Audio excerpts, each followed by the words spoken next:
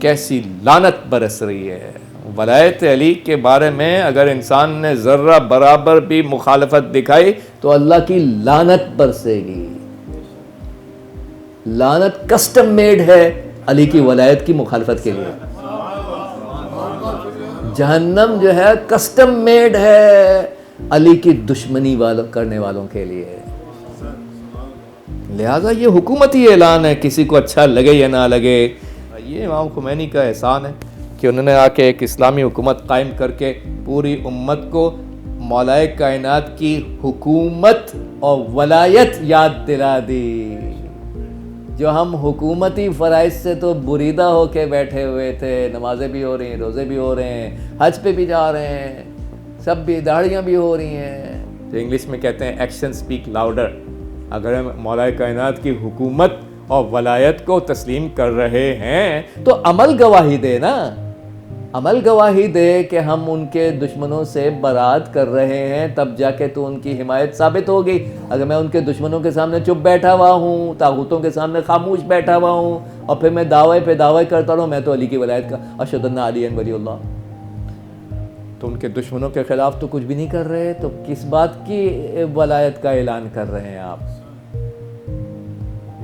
صرف نمازیں پڑھنے کی وجہ سے؟ نمازیں تو کوفے والے بھی پڑھ رہے تھے، 4 قدم کے فاصلے پہ امام حسین ذبح ہو رہے ہیں، مگر ولایت یزید کے خلاف قیام کرنے کے لیے تیار نہیں ہیں. ولایت ابن زیاد کے خلاف، حکومت ابن زیاد کے خلاف قیام کر کے امام حسین کی ولایت و حکومت و خلافت کی تقویت کے لیے تیار نہیں ہے. نمازیں پڑھ رہے ہیں مسلم نقیل کے پیچھے. لعنت برس رہی ہے زیارت عاشوراء میں.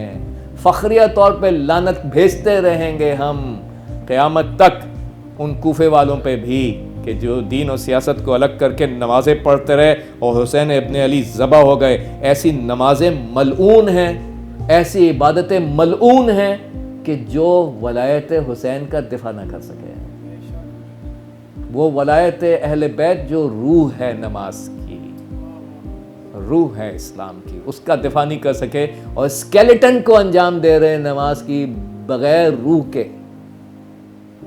امام صادق علیہ السلام فرماتے ہیں کہ ان للہ لہذا الخلق فی کل صلاۃ یصلیھا ھذا الخلق لعنۃ.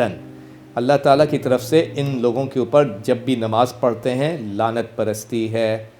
پوچھنے والے راوی نے پوچھا مولا نماز پڑھنے والوں کے اوپر اللہ کی طرف سے نماز پڑھنے کے وقت لعنت کیوں برستی ہے؟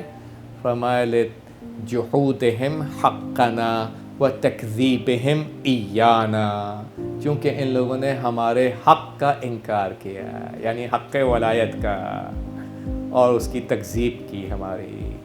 تو ولایت یعنی حکومت اہل بیت کے ولایت تشریعیہ کے انکار کے بعد نہ نماز قبول ہے، نہ روزہ قبول، نہ عبادتیں قبول، بلکہ اللہ کی طرف سے جتنی نمازیں پڑھ رہے ہیں اتنی لعنت میں اضافہ ہوتا چلا جا رہا ہے، اتنے زیادہ بڑے ملعون ہوتے چلے جا رہے ہیں، کیونکہ حکومت امام زمانہ کو مان کے نہیں دے رہے، طاغوتوں کے سامنے چپ، ملعون ہوتے چلے جا رہے ہیں امام صادق علیہ السلام کی حدیث کے مطابق.